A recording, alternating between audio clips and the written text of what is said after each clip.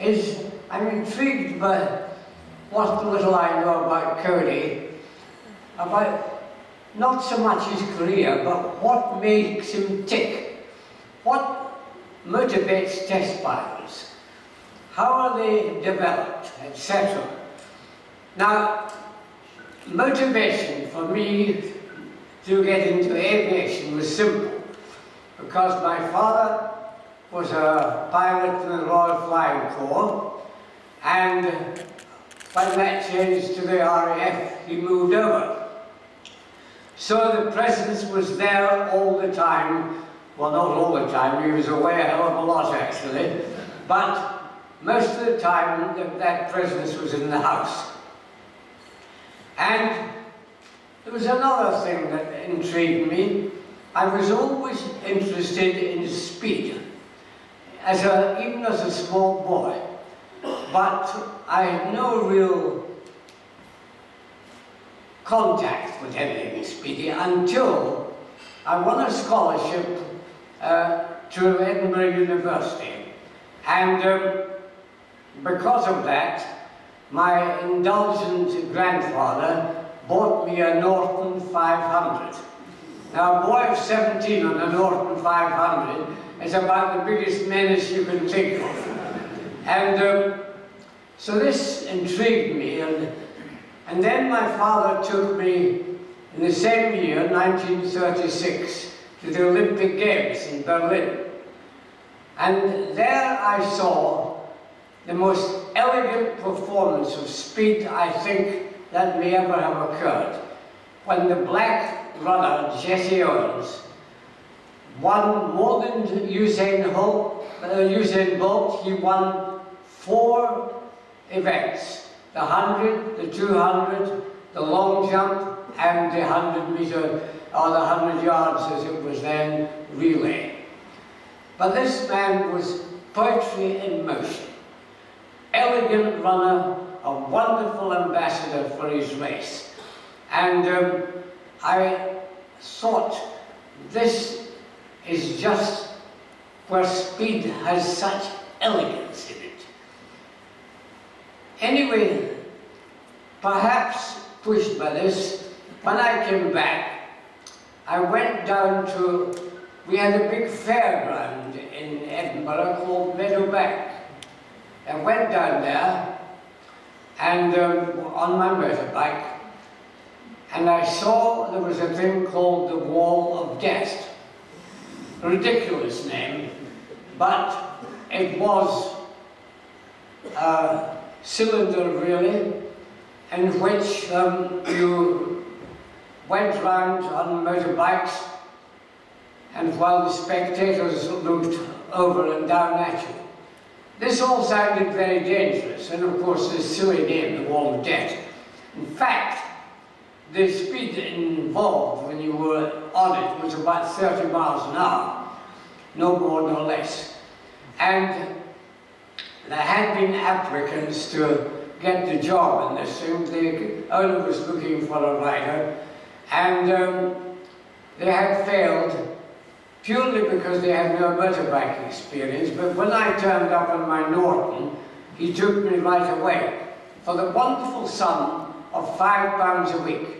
Now that may sound nothing today, but that in those days was a bank manager's salary, weekly salary, £5. I felt as if I was Rockefeller, you know, but that's how it was.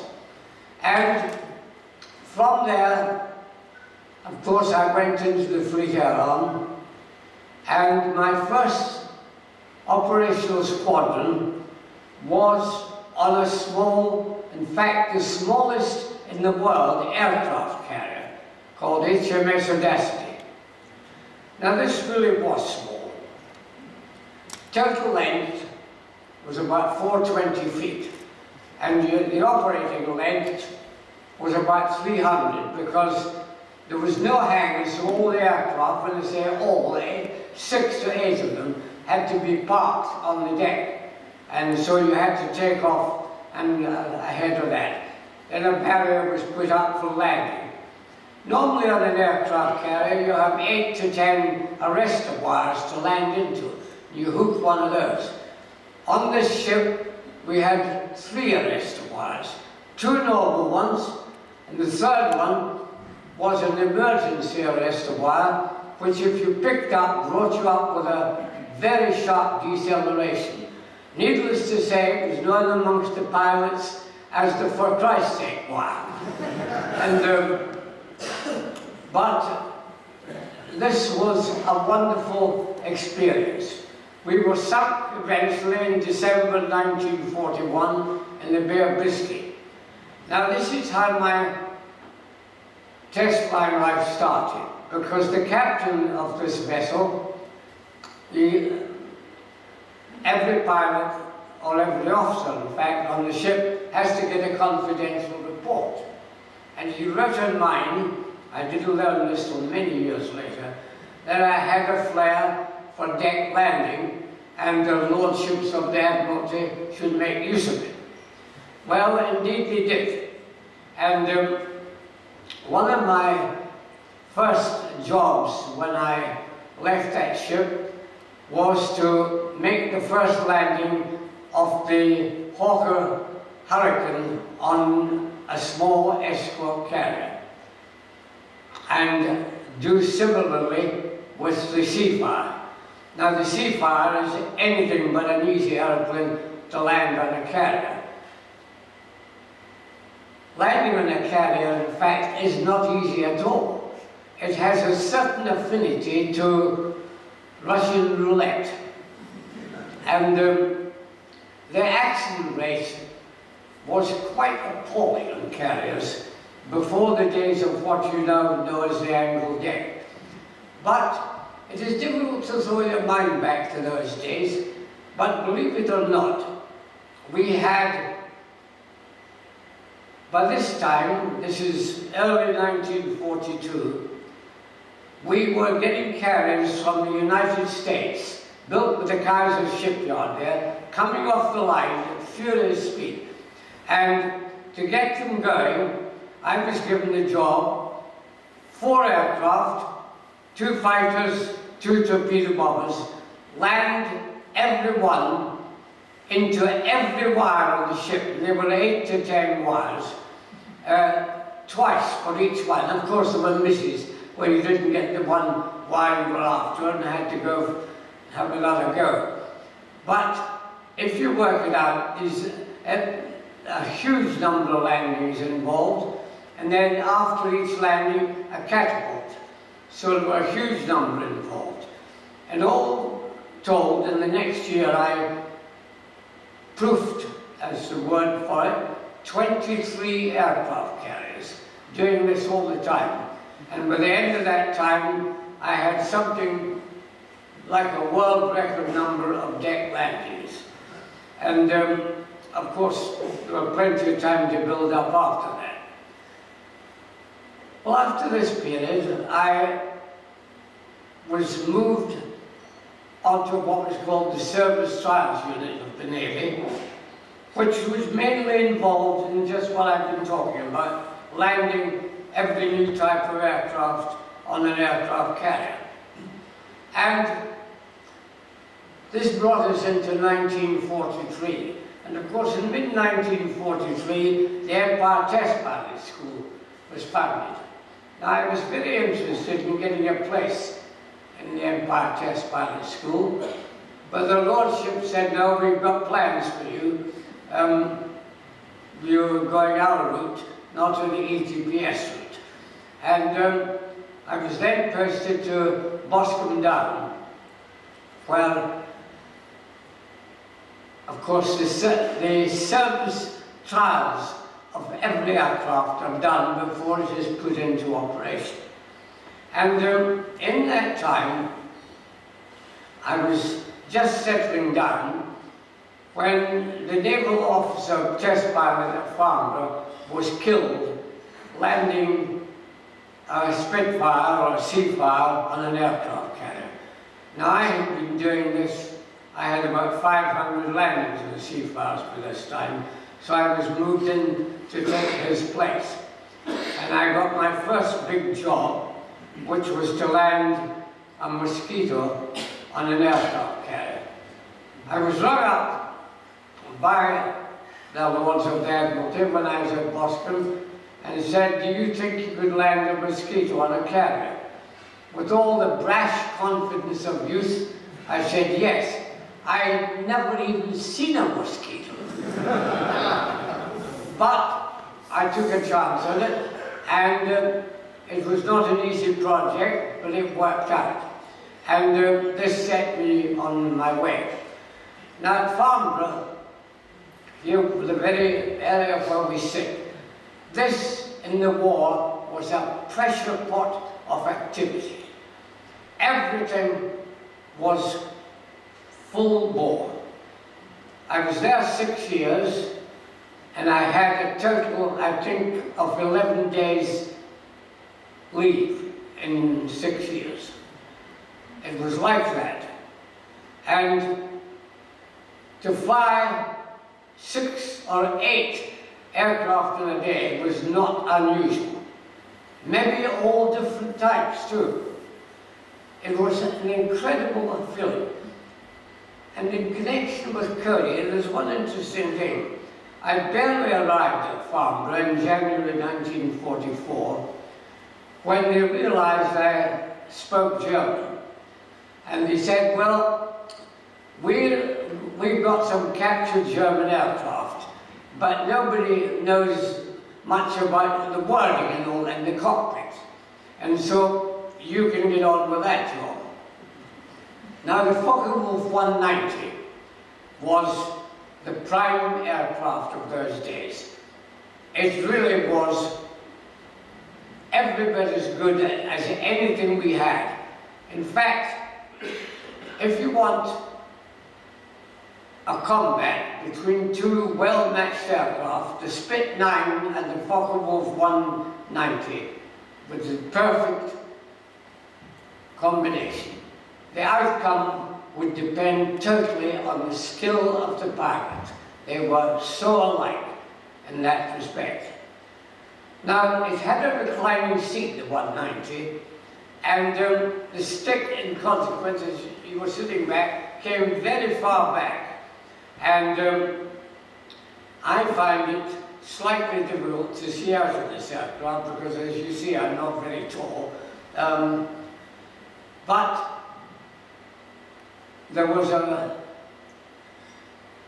I suppose, I don't know if he was an upholsterer, but he was one of the relatives of Cody. In fact, his name was Samuel Cody, and he worked in Beta Shed here at Farnborough, and he built a cushion for me so I could sit and see out in the Focke-Wulf 190.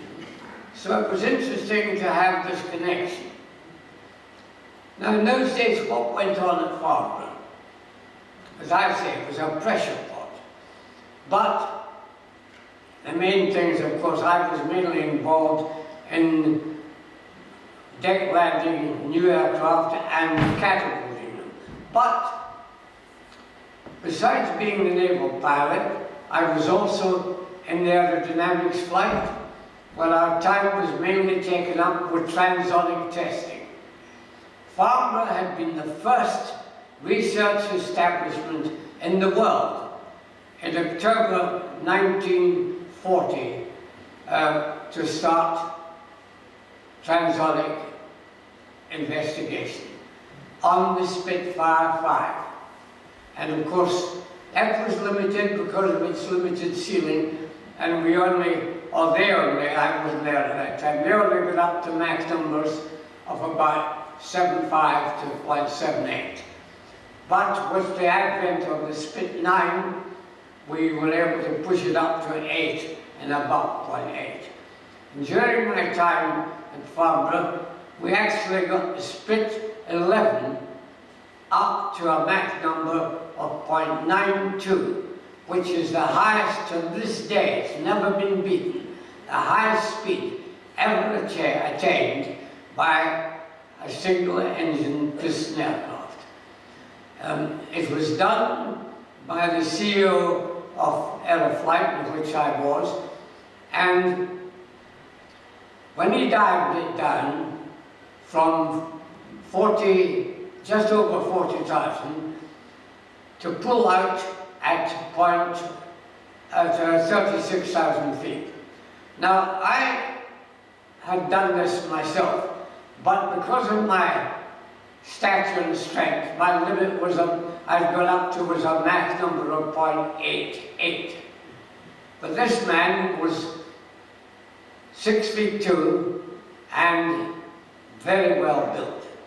And he had pulled a huge number of G, he was called Martindale, Tony Martindale. And when he pulled out this G at 36,000 feet, there was a colossal bang, and the engine literally left, almost most of it anyway, left the aircraft together with the propeller. When it did so, of course, the centre of gravity walked out on a pole back there somewhere, and he found himself back up at 45,000 feet. He recovered and unbelievably landed that aircraft at Farnborough, wheels down, and everything. In fact, spite of the fact, was covered in oil, and he had been subjected to this very high G.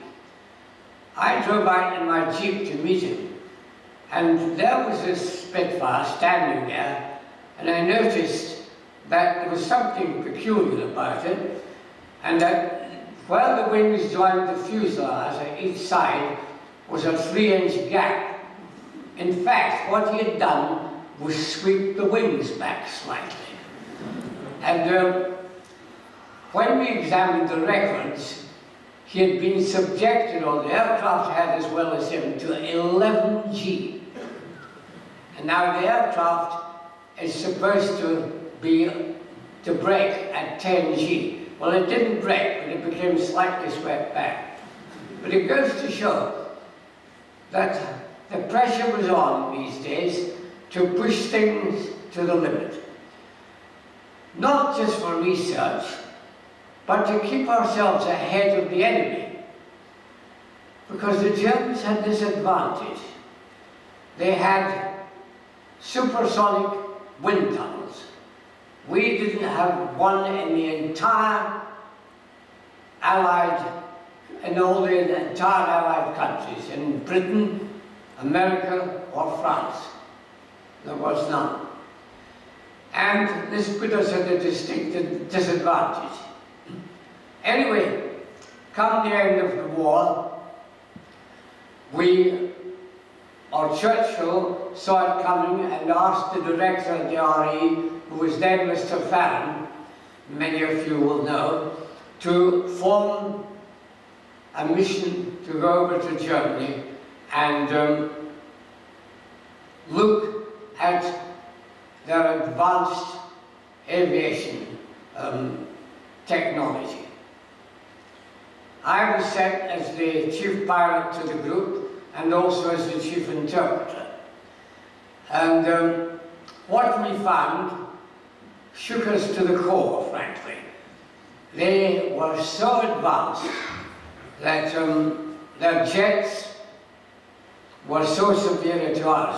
Give you an idea of what the gap was between them and us at this stage in aviation technology. Our top aeroplane was the Spitfire Mark 14. Top speed 446 miles an hour. 446. When I flew the German jet, the Messerschmitt 262, brought it back to the UK, tested it here at Farnborough, top speed was 568. 125 miles an hour, faster than the Allied best. With an airplane like that, you don't dogfight. You just make slashing runs at the target, blast it out the sky, because this airplane had 4 30mm cannon on it, and clear out. And nobody's going to catch you. Was there a downside to it? Yes, a very definite downside.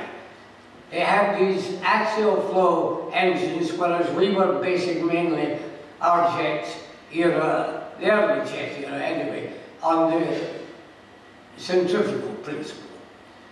But with these axial flow engines, they did not have the strategic metals to withstand the heat stresses in the engine. And as a result, they had a total scrap life, not an overhaul life, a scrap life of 25 hours. And in fact, after the war, when I interrogated Adolf Galland, the top German fighter, head of the fighter group, he had a Messerschmitt 262 squadron at the end of the war. And he told me that the scrap life there in actual action was 12.5 hours. So, although they were very advanced, they had these drawbacks. They had not a practical, if you like, operational aircraft. They also had problems with pilot shortage and with fuel shortage. So this was an exciting time, and I also went, of course, to Italy, the chance to fly their aircraft, and again I was slightly astonished to find in Italy, during the war and well before the war, they had a supersonic wind tunnel with an airstream of Mach 2.3, which is pretty substantial, because most of the German wind tunnels, supersonic winds, had only an airstream of 1.2, with one exception. Werner von Braun, the man who put the Americans onto the moon, he had built in 1939 a wind tunnel which had an airstream of Mach 4.4. It is just unbelievable. And that wind tunnel exists to this day because he installed it at Peenemünde, where he was experimenting on the V-2 rocket. But we had bombed Peenemünde so much that he was forced to transfer this thing to southern Germany. Well, that is where I saw it located. But at the end of the war, the Americans were so intrigued with this, they extracted it lock, stock and barrel. And today, it sits in Maryland, being fully utilized. And Werner von Braun himself was quite an extraordinary man. I had a lot of interrogation to do of their top scientists, and I have never met a man with more self-confidence than Werner von Braun. He knew exactly where he was going, and that was to the moon. Nothing was going to stop him. And he and about 60 of his scientists went. The Americans, of course, realized what he was offering, took them to America. I suspect that if we had had him, we would have arraigned him as a war criminal for using slave labor to build these rockets. But the question of national conscience is not for me to discuss here. And many of the other scientists had so much to offer, and the Americans took many of them. Some of them wanted to come here very badly because they admired the British way of life and knew what had happened here at Farnborough. They were very well versed in what had gone on here. And for example, the top designer, in my opinion, was Kurt Tank, who was the chief designer for Focke-Wulf. Not only was he the chief designer, he was the assistant chief test pilot. I think this is what made him the foremost designer amongst the lot. He wanted to come here, but the British were being British and were not going to take anybody with a Nazi background. So I believe that Kurtag was not involved in any politics at all. But I had one or two jobs which were hardly test pilot's job. For example, I interrogated Goering and I interrogated Himmler. And both totally different personalities. Himmler, snivelling coward, but Goering, highly intelligent, and although he was an absolute rogue, of course, he was a very interesting man to interrogate. And at the end, I was allowed to interrogate him for about 3/4 of an hour, but nothing political, because he was going to Nuremberg, of course, and they didn't want the evidence there contaminated in any way. But I was allowed to ask him anything in aviation. And it was quite embarrassing because he came in and he was, I could only describe him as po-faced when he came in, because he had been interrogated up to here by everybody. But when he heard he was to be interrogated by a pilot, his attitude totally changed, and he answered everything to the point. I'll just give you one question to show how interesting he was, and maybe nearer the mark than we think. I asked him what he thought was the outcome of the Battle of Britain, and he said a draw. And I said, how did you arrive at that conclusion? And if you look up the records, what he said was pretty accurate. He said, the last 3 days of the Battle of Britain, things had changed. The casualty list in the RAF suddenly became higher than it was in the Luftwaffe, the last 3 days running. He said, and then we were not defeated, we withdrew, because Hitler ordered all fighter units back to Germany in preparation for the invasion of Russia. Now these are facts, and whether we like them or not, if one looks up the records, they are there. When we finished, it was slightly embarrassing because he came over to me and he held out his hand. There was no way I could shake his hand, of course, under the circumstances. So I had a quick think what to do. And I didn't shake his hand, but I gave him the fighter pilot greeting in German. The Germans say, if I say it in German, it's Hals- und Beinbruch.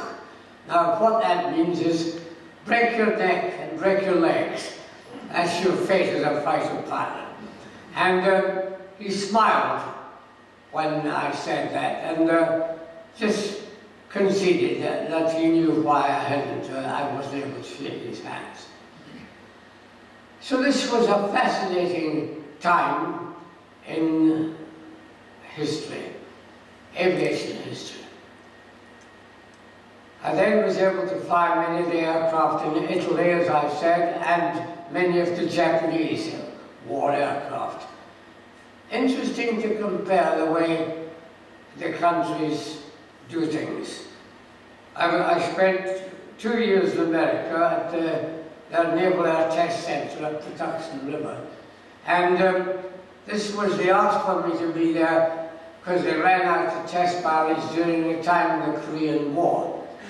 The reason they ran out of them was they were killing them so fast.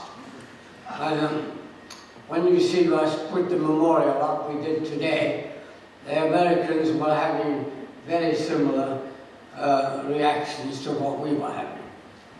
And they, of course, used chase planes a lot. I suppose we didn't have enough aircraft for time to do this in the war.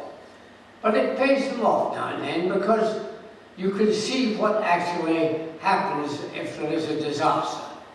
In fact, I did a chase in which their top test pilot, Colonel Marion Carl, had to bail out of an aircraft, and I thought he had left it too late.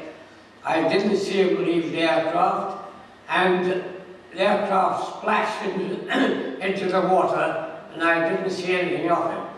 But after the aircraft sank and everything had subsided a bit, there he popped up with his parachute, and he'd actually bailed out at about 500 feet and got away with it. But he was injured and would probably not have survived if we hadn't been with a chase plane to see exactly what happened and call in a flying boat which was in the vicinity, able to land and pick him up. Now, I had a good rapport with the Americans, but I didn't have the best experience in the world with them before I went to America, because this country was involved in, as I say, very early, before any other aviation country, in transonic research, all aimed, of course, at attaining eventually supersonic flight. We were making good progress, and in 1943, Farnborough had actually issued a specification for a supersonic research aircraft.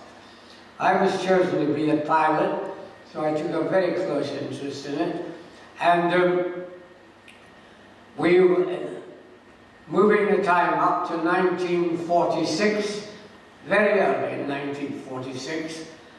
The aircraft was 92% ready to go, and I had been told that my date for the first flight would probably be October 1946. But the Ministry of Supply had, in the previous years, 1944 to be precise, in the autumn of 44, invited the Americans to visit Miles, who were building the aircraft. They were given full access to anything they wished.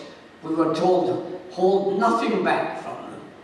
Give them any reports, show them anything, a lot. When they went back 6 months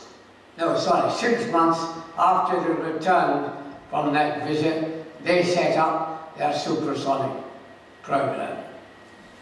And we know now that they used some of the Miles stuff to advance the X1 work, and of course subsequent work, particularly on the X2.